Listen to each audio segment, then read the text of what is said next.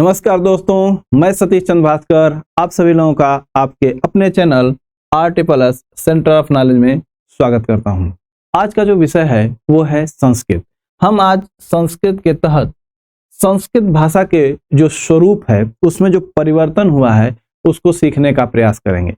UP TET, C TET, super TET इन प्रतियोगी परीक्षाओं में संस्कृत एक अहम भूमिका निभाती है।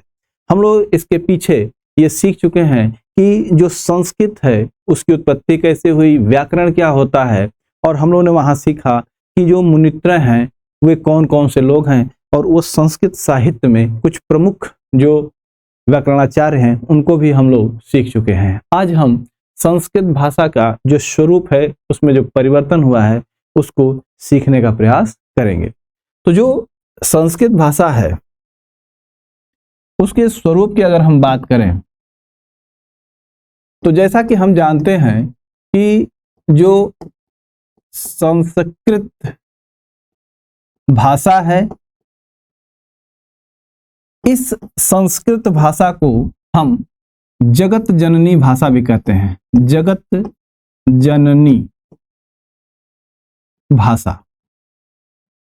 तो जगत जननी भाषा का अर्थ यह है कि जगत यानी कि संसार, तो जो संसार की भाषाएं हैं उनकी उत्पत्ति संस्कृत से मानी जाती है, इसलिए संस्कृत को जगत जननी भाषा के रूप में जाना जाता है। अगर हम इसके स्वरूप की बात करें तो संस्कृत के स्वरूप में जो परिवर्तन हुआ है उसको हम 3 कालों में बांट सकते हैं। जैसा कि देखें कि जो संस्कृत का स्वरूप है तो हम यहाँ पे संस्कृत के स्वरूप में परिवर्तन को 3 काल में बांट सकते हैं। 3 काल में बांट सकते हैं। अगर हम उन 3 कालों को देखें जिसमें कि संस्कृत का स्वरूप बदला है तो उसमें जो हम लोगों का पहला जो काल होगा वो होगा प्राचीन भारतीय आर्य भाषा। वहीं पे अगर हम दूसरे काल की बात करें तो होगा आपका मध्यकालीन भारतीय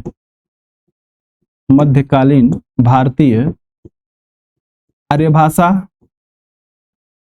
और जो तीसरा होगा वो होगा आधुनिक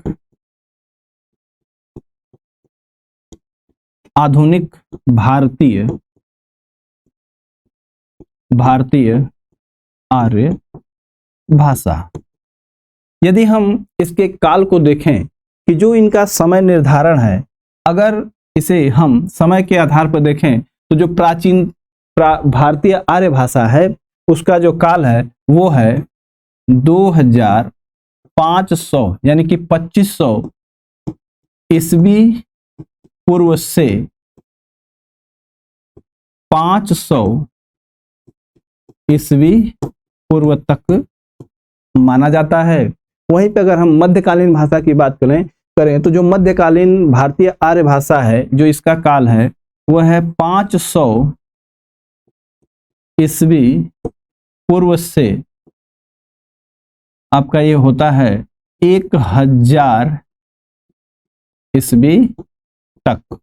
वहीं पे आधुनिक भारतीय आर्य भाषा की बात करें तो जो आधुनिक भारतीय आर्य भाषा है इसका जो काल है वह 1000 ईस्वी से आज तक मान सकते हैं।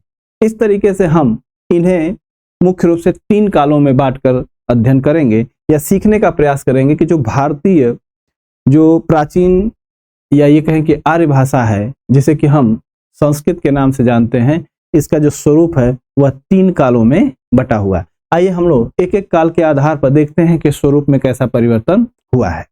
इस तरीके से अगर हम देखें तो प्राचीन भारतीय आर्य भाषा।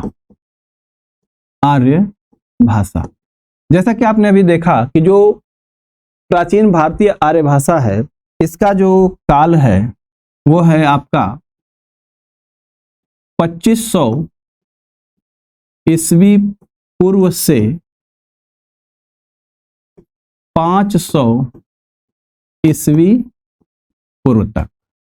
अगर हम देखें तो उस समय यानी कि प्राचीन जो भाषा थी हमारे यहाँ की, उसके दो रूप प्रचलित थे। तो उसको इस तरीके से देखें कि जो प्राचीन भाषा हुआ करती थी उसके जो दो रूप थे, तो ये कह सकते हैं यहाँ पे कि प्रारंभ में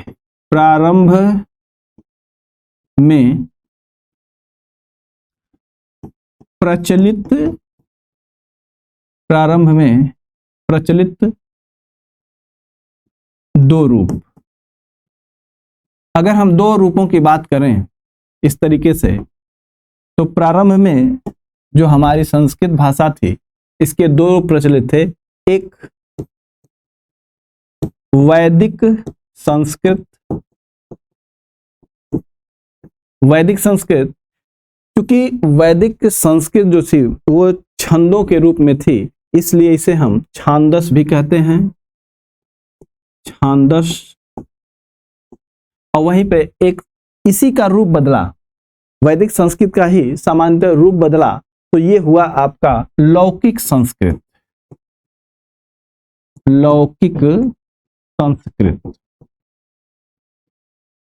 और लौकिक संस्कृत को हम क्लासिकल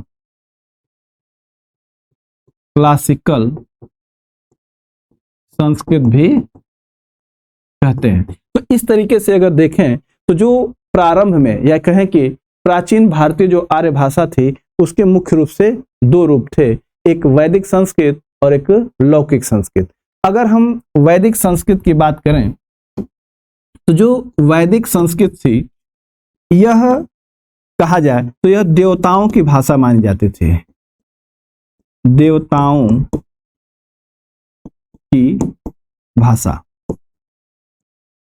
और यह जो भाषा देवताओं का अर्थ ये हुआ कि जो उस समय के कुछ पढ़े लिखे विद्वान हुआ करते थे, या ये कहें कि ऋषि मुनि जो होते थे, वह भाषा उनकी हुआ करती थी, तो उन्हें देवताओं की भाषा कहते थे। और यह जो भाषा थी, तो यह भाषा है, यानी कि यह भाषा उस समय किस की भाषा हुआ करती थी, तो उस समय जो साहित्य लिखे गए उसमें अगर देखें तो यह भाषा उस समय वेदों की भाषा थी, वेदों की भाषा। और अगर हम वेदों की भाषा की बात करें तो जो मुख्य रूप से 4 वेद थे, आप जानते हैं कि ऋग्वेद,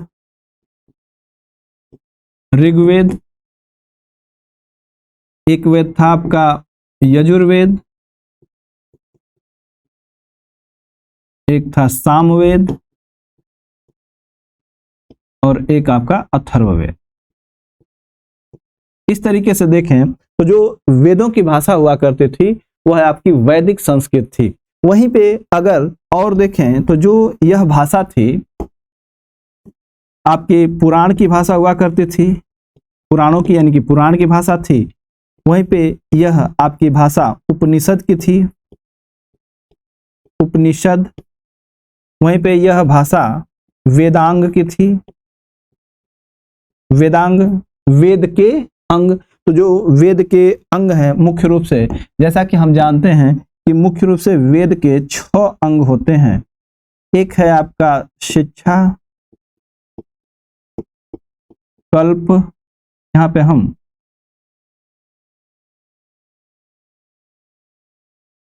शिक्षा, कल्प, आपका व्याकरण हो जाएगा, और निरुक्त,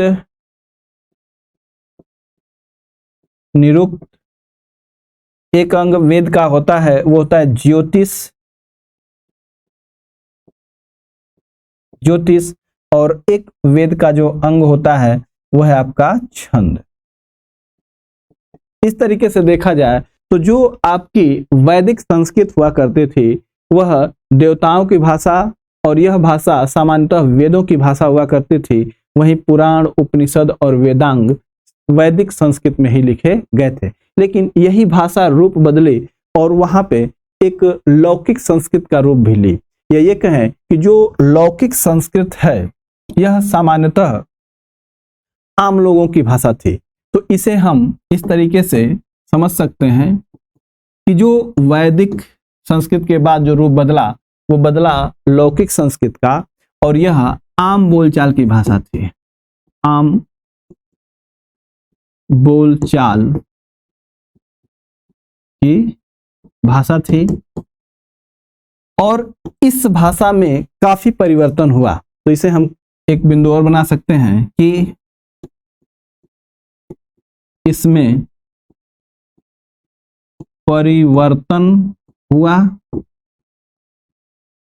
या ये कहें कि परिवर्तन होता है। इसमें परिवर्तन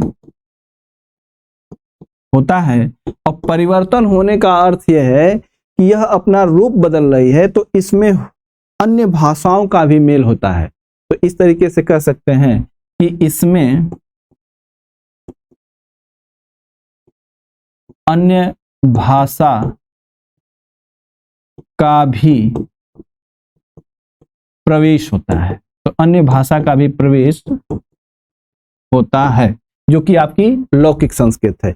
वहीं पे अगर हम बात करें कि जो लौकिक संस्कृत हुआ करती थी उस समय के जो प्रमुख ग्रंथ कौन थे, तो इस समय के प्रमुख ग्रंथों की बात करें तो कह सकते हैं कि इसमें लिखे प्रमुख ग्रंथ, तो इसमें जो लिखे प्रमुख ग्रंथ हैं उनमें हम मुख्य रूप से दो ग्रंथों को रखते हैं। दो ग्रंथों की बात करेंगे, एक है आपका रामायण और एक है आपका महाभारत। जैसा कि हम जानते हैं कि जो रामायण के लेखक हैं वो हैं आपके वाल्मीकि,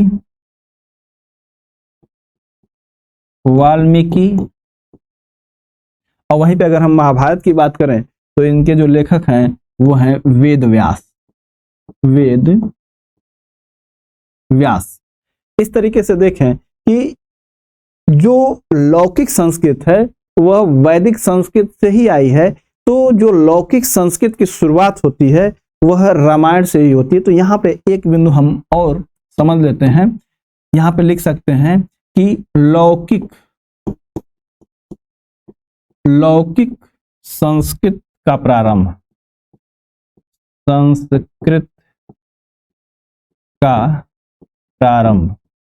तो जो लौकिक संस्कृत है उसका प्रारंभ रामायण यानी कि वाल्मीकि के द्वारा जो लिखी गई रामायण है वहीं से मानी जाती है। अब यहाँ पे देखा जाए तो जो वैदिक संस्कृत है और लौकिक संस्कृत है, इन दोनों संस्कृतों में व्याकरण के नियम हुआ करते थे, और व्याकरण के नियमों की कठिनाई की वजह से इसने अपना स्वरूप बदला। अर्थात हम ये कह सकते हैं कि जो कठिनाई आती है जब, तो आदमी या व्यक्ति सरलता की तरफ जाता है। तो यह भाषा इतने व्याकरणिक नियमों से बंधी हुई थी कि यह सामान्य लोगों से दूर होती गई और यह अपना स्वरूप बदलने लगी, या ये कहें कि इसमें अन्य भाषाओं का भी प्रवेश होने लगा। तो जब लौकिक संस्कृत अपना स्वरूप बदलती है तो लौकिक संस्कृत के स्वरूप बदलने पर इसमें सबसे पहले जो भाषा आती है वो आती है पाली भाषा। तो आइए हम लोग इसके आगे देखते हैं। आप नोट्स बनाते रहिएगा और इसके नीचे एक पॉइंट हम लोग निकालते हैं और समझते हैं कि जो व्याकरणिक नियम होते हैं वो नियमों की वजह से इसने रूप बदला है। तो क्या आती है आपकी पाली। तो पाली भाषा, लौकिक जो संस्कृत थी उसने अपना रूप बदला। तो जब लौकिक संस्कृत रूप बदली तो जो उसके बाद का जो स्वरूप हुआ तो उसके जो काल थे उसे हम मध्यकालीन भारतीय आर्य भाषा के नाम से जानते हैं। तो यहाँ पे हम देखते हैं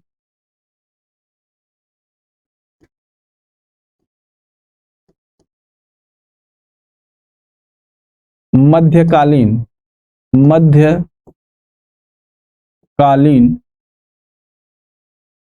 भारतीय भारतीय आर्य भाषा। आर्य भाषा। अगर मध्यकालीन भारतीय आर्य भाषा की बात करें तो इस समय जो लौकिक संस्कृत हुआ करती थी उसने अपने रूप को बदला। तो जब रूप बदलता है, लेकिन एक बिंदु और यहां देखते हैं कि इसका जो काल है, आपने देखा है कि जो इसका काल है वो है 500 ईस्वी पूर्व से 100 ईस्वी पूर्व तक। अब यहाँ पे जो भाषा रूप बदल के आती है वो आपकी आती है पाली, पाली भाषा। और सामान्यतः देखा जाए तो जो पाली भाषा हुआ करती थी इसका जो काल था वो आपका काल था 500 ईस्वी पूर्व से 100 ईस्वी पूर्व तक। यहाँ आपका 1000 होगा। अब आइए देखते हैं कि जो पाली भाषा है, ये जो पाली भाषा हुआ करती थी यह सामान्यतः देखा जाए तो ये बौद्ध धर्म की भाषा थी। ये कहें कि बौद्ध धर्म के जो भी ग्रंथ लिखे गए वह मुख्य रूप से पाली भाषा में लिखे गए। और यहाँ पे अगर हम पाली भाषा की बात करें तो जो प्रमुख व्याकरणाचार्य या ये कहें कि प्रारंभिक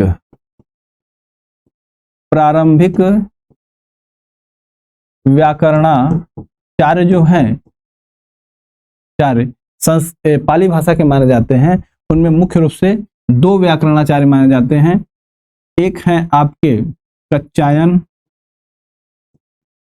कच्चायन और दूसरे हैं मोग्मलायन। कच्चायन और मोग्मलायन, इस तरीके से प्रारंभिक व्याकरणाचार्य पाली भाषा के हुए कच्चायन और मोगलायन। आइए अब हम देखते हैं कि यह जो पाली भाषा थी यह बौद्ध धर्म की भी भाषा थी। तो यहाँ पे एक बिंदु और निकलता है, बौद्ध धर्म की भाषा। अगर हम बात करें बौद्ध धर्म की भाषा की तो जो बौद्ध धर्म था इसमें लिखे हुए ग्रंथों को अगर देखें तो इसमें लिखे हुए 3 प्रमुख ग्रंथ हैं। तो इसके 3 ग्रंथ हैं और उन 3 ग्रंथों की अगर हम बात करें तो 3 ग्रंथ जो हुआ करते हैं उन्हें हम त्रिपिटक के नाम से जानते हैं। त्रिपिटक। वे त्रिपिटक कौन कौन से हैं आइए देखते हैं। तो जो 3 पिटक हैं उसमें आपका जो आता है पहला वो है विनय पिटक। विनय पिटक। अगला है हमारा सुत्त पिटक। सुत्त पिटक। और जो तीसरा है अभिधम्म पिटक। अभिधम्म पिटक। इस तरीके से देखा जाए तो जो पाली भाषा थी यह लौकिक संस्कृत का ही बिगड़ा हुआ रूप कह सकते हैं या उसमें परिवर्तित रूप है। और यह मुख्य रूप से बौद्ध धर्म की भाषा थी जिसके 3 ग्रंथ मुख्य रूप से हैं जिन्हें हम त्रिपिटक के नाम से जानते हैं, विनय पिटक, सुत्त पिटक और अभिधम्म पिटक। इसके बाद यह पाली भाषा अपने स्वरूप को बदलती है और यह अपना स्वरूप बदलकर एक प्राकृत भाषा का रूप लेती है। तो जो प्राकृत भाषा थी, प्राकृत भाषा, अगर हम प्राकृत भाषा की बात करें तो जो इसका काल है वह 100 ईस्वी से 500 ईस्वी तक माना जाता है। और यह जो प्राकृत भाषा थी यह मुख्य रूप से जैन धर्म की भाषा हुआ करती थी। तो जैन धर्म के लोगों ने इस भाषा को मुख्य रूप से स्वीकार किया, समझा और इसमें लिखे हुए उनके प्रमुख ग्रंथ पाए जाते हैं। तो जो प्राकृत भाषा है तो इस प्राकृत भाषा के अगर बात करें तो यह मुख्य रूप से जैन धर्म की भाषा थी। तो कहेंगे जैन धर्म की भाषा। और जैन धर्म की भाषा होने के कारण इसमें जो ग्रंथ लिखे गए तो उसे हम अगर हम जैन ग्रंथ की बात करें तो इन जैन ग्रंथों को हम आगम कहते हैं। आगम, और जैन ग्रंथों में जो आगम है वे मुख्य रूप से 4 आगम हैं। 4 आगम माने जाते हैं। तो जो 4 आगम हैं वे कौन कौन से हैं? अगर देखें तो 4 आगमों की बात करें, अगर 1 2 3 और ये आपके 4 आगम, तो 4 आगम कौन कौन से हैं? तो इसमें जो 4 आगम हैं उसमें अगर हम पहले आगम की बात करें तो पहला जो आगम होगा वो होगा प्रथमानुयोग। प्रथमानुयोग, प्रथमानुयोग। वहीं पे जो दूसरा है वो है कर्णानुयोग। कर्णानुयोग,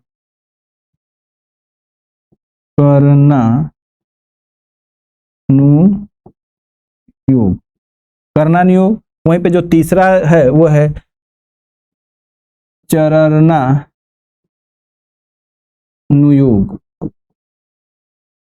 और आपका जो चौथा है वो है द्रव्यानुयोग। द्रव्यानुयोग। इस तरीके से देखें तो जो आपकी मध्यकालीन भारतीय आर्य भाषा थी, यह मुख्य रूप से पाली भाषा और प्राकृत भाषा हुई। प्राकृत भाषा के बाद यह रूप बदला और यह आपका अपभ्रंश के रूप में विकसित हुई। तो यहाँ पे देखें कि जो अपभ्रंश है उसका जो काल है वो 500 ईस्वी से लेकर 1000 ईस्वी तक है। तो यहाँ पे प्राकृत भाषा अपना रूप बदलती है, और जब प्राकृत भाषा अपना रूप बदलती है तो आपका आता है अपभ्रंश। अपभ्रंश, अपभ्रंश। और अगर हम अपभ्रंश की बात करें तो जो अपभ्रंश भाषा है इसका जो काल है वो है आपका 500 ईस्वी से, आपका जाता है 500 ईस्वी से 1000 सॉरी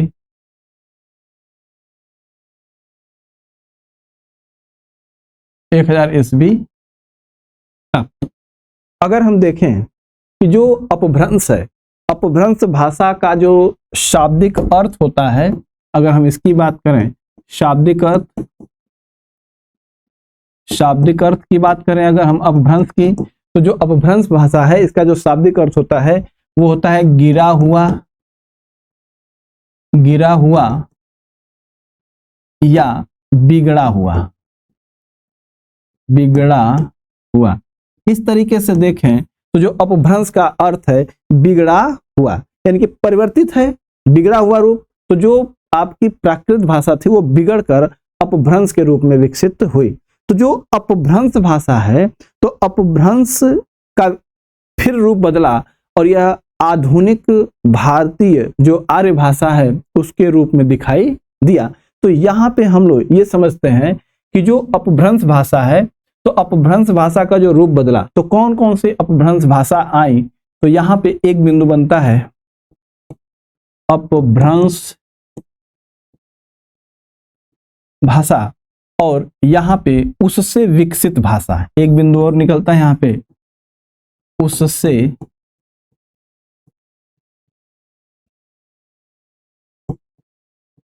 विकसित। तो जो अपभ्रंश भाषा है इससे जो विकसित भाषा है उसको अगर देखें तो उससे विकसित जो भाषा है उसे हम आधुनिक, आधुनिक भारतीय आर्य भाषा कहते हैं। आर्य भाषा कहते हैं, जिसका जो काल माना जाता है वो 1000 ईस्वी से आज तक।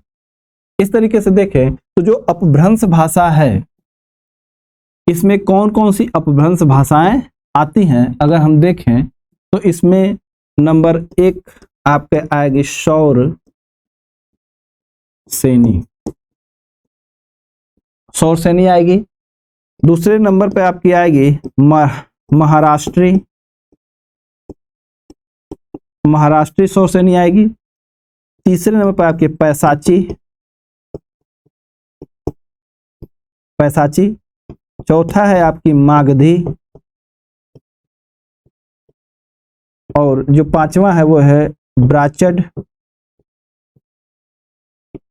छठा है आपका अर्धमागधी, मागधी के नीचे आप अर्धमागधी कर दीजिए, कोई दिक्कत नहीं है, अर्धमागधी,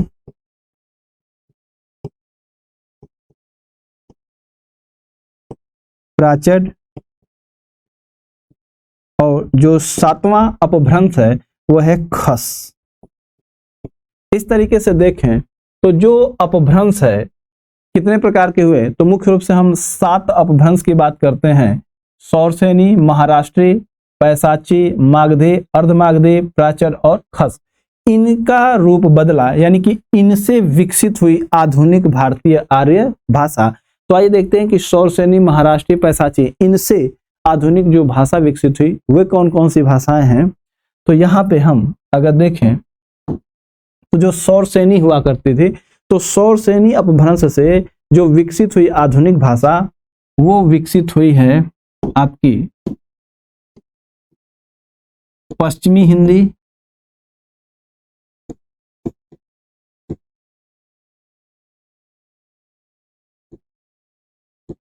पश्चिमी हिंदी, राजस्थानी, गुजराती। वहीं पे अगर हम देखें तो जो आपकी महाराष्ट्री भाषा है इससे जो विकसित हुई है वो हुई है आपकी मराठी, मराठी। वहीं पे अगर देखा जाए पैसाची से, तो पैसाची से विकसित हुई है लहदा और पंजाबी, पंजाबी। वहीं पे अगर हम देखें कि जो मागधी है, तो मागधी से कौन सी आधुनिक भाषा विकसित हुई है, तो अगर हम मागधी की बात करें तो मागधी से विकसित हुई है बिहारी, बंगाली, उड़िया और असमिया, असमिया। वहीं पे अगर हम अर्ध मागधी की बात करें तो जो आपकी अर्ध मागधी है इससे जो विकसित हुई है वो है पूर्वी हिंदी, पूर्वी हिंदी। और यदि हम बात करें कि जो प्राचर भाषा है, तो प्राचर भाषा से आपका सिंधी, और वहीं पे जो खस है इससे आपकी पहाड़ी, पहाड़ी भाषा का विकास हुआ। इस तरीके से हम देखें तो जो आपकी अपभ्रंश है वो इस रूप में आई, तो सौरसेनी और ये सब चीजें आई, उसके बाद उसका आधुनिक रूप आपको ये दिखता है। आइए एक बार इसे रिवीजन के तौर पर देखते हैं। तो हम लोग देखें कि जो संस्कृत भाषा है इसे हम जगत जननी भाषा के रूप में जानते हैं, और इसका जो स्वरूप बदला है वह मुख्य रूप से 3 कारणों में बांटा जा सकता है। एक प्राचीन भारतीय आर्य भाषा, मध्यकालीन भारतीय आर्य भाषा और आधुनिक भारतीय आर्य भाषा। अगर हम प्राचीन भारतीय आर्य भाषा की बात करें तो प्रारंभ में इसके 2 रूप प्रचलित थे, एक वैदिक संस्कृत और एक लौकिक संस्कृत। जो वैदिक संस्कृत थी यह छंदों में थी, इसलिए इसे हम छांदस भी कहते हैं, और यह भाषा देवताओं की भाषा मानी जाती थी। और यह भाषा उस समय वेदों की भाषा हुआ करती थी, उपनिषदों की भाषा हुआ करती थी, वेदांग की भाषा हुआ करती थी। वहीं पे वैदिक संस्कृत का सामान्यतः रूप बदला और वह लौकिक संस्कृत बनी। इसका मतलब हुआ कि प्राचीन भाषा जो थी भारतीय आर्य भाषा, उसके 2 रूप थे, एक वैदिक संस्कृत और एक लौकिक संस्कृत। जो लौकिक संस्कृत थी इसे हम क्लासिकल संस्कृत भी कहते हैं, और यह आम बोलचाल की भाषा थी, और इसमें परिवर्तन होता गया, और जब यह परिवर्तन होता गया है तो इसी के आगे आपने देखा कि पाली, प्राकृत, अपभ्रंश आदि भाषाओं का निर्माण हुआ। और उस समय अगर हम लौकिक संस्कृत की बात करें तो 2 प्रमुख ग्रंथों की बात आती है, एक है रामायण और एक महाभारत। रामायण के लेखक वाल्मीकि जी या रचनाकार, और वहीं महाभारत के वेद व्यास। लेकिन अगर पूछा जाए कि लौकिक संस्कृत की शुरुआत कहाँ से होती है, तो हम कहेंगे रामायण, जो कि वाल्मीकि के द्वारा लिखित है। इसके बाद लौकिक संस्कृत का रूप बदला है और यह आपका हुआ है पाली भाषा के रूप में। और यह जो काल है इसे हम मध्यकाल कहते हैं, अर्थात मध्यकालीन भारतीय आर्य भाषा। अगर हम पाली भाषा की बात करें तो इसके जो प्रमुख व्याकरणाचार्य माने जाते हैं वे हैं कच्चायन और मोग्मलायन। वहीं पे पाली भाषा जो थी वह बौद्ध धर्म की भी भाषा थी। तो बौद्ध धर्म के मुख्य रूप से 3 ग्रंथ हुआ करते हैं जिन्हें हम त्रिपिटक के नाम से जानते हैं, विनय पिटक, सुत्त पिटक और अभिधम्म पिटक। वहीं पे प्राकृत भाषा पाली ने अपना रूप बदला और ये हुई प्राकृत भाषा जो कि जैन धर्म की भाषा थी। और जैन धर्म के जो प्रमुख ग्रंथ हैं उसे हम आगम कहते हैं और आगम मुख्य रूप से उनके 4 हैं, प्रथमानुयोग, कर्मानुयोग, चरणानुयोग और द्रव्यानुयोग। इसके बाद जो प्राकृत भाषा थी यह बदली और हुआ इसका अपभ्रंश। और जब यह अपभ्रंश हुई तो अपभ्रंश का जो शाब्दिक अर्थ होता है वह गिरा हुआ या बिगड़ा हुआ। वहीं पे अपभ्रंश से ही आधुनिक भारतीय आर्य भाषा का निर्माण हुआ है। तो जो मुख्य रूप से अपभ्रंश भाषाएं थी सौरसेनी, महाराष्ट्री, पैसाची, मागधी, अर्धमागधी, प्राचर और खस। सौरसेनी से पश्चिमी हिंदी, राजस्थानी और गुजराती, वहीं पे महाराष्ट्री से मराठी, पैसाची से लहंदा पंजाबी, मागधी से बिहारी, बंगाली, उड़िया और असमिया, अर्धमागधी से पूर्वी हिंदी, प्राचर से सिंधी और खस से पहाड़ी। इन भाषाओं का निर्माण हुआ। एक क्वेश्चन आता है कि जो हिंदी का विकास है वह किससे हुआ है, तो हम कहेंगे सौरसेनी अपभ्रंश से आपका हिंदी भाषा का विकास हुआ। तो यहाँ पे हम अगर देखें तो सामान्य तौर पर हिंदी से क्वेश्चन आते हैं, सौरसेनी से आते हैं। यह पूछा जा सकता है कि कौन सी भाषा किस अपभ्रंश से हुई है उत्पत्ति उसकी, तो हम इसको अच्छी तरीके से सीख लेते हैं। इस तरीके से संस्कृत भाषा का जो स्वरूप है वो परिवर्तित हुआ है। तो यहाँ पे हम लोग ने देखा संस्कृत भाषा का जो स्वरूप में परिवर्तन। हम लोग अगले वीडियो में आगे ये सीखने का प्रयास करेंगे कि जो संस्कृत भाषा है इसमें जो संज्ञा प्रकरण है वहाँ हम लोग शुरुआत करेंगे कि संज्ञा प्रकरण किसे कहते हैं। इसके आगे के क्लास को हम लोग कंटिन्यू रखेंगे। तो मिलते हैं अगले वीडियो में। धन्यवाद।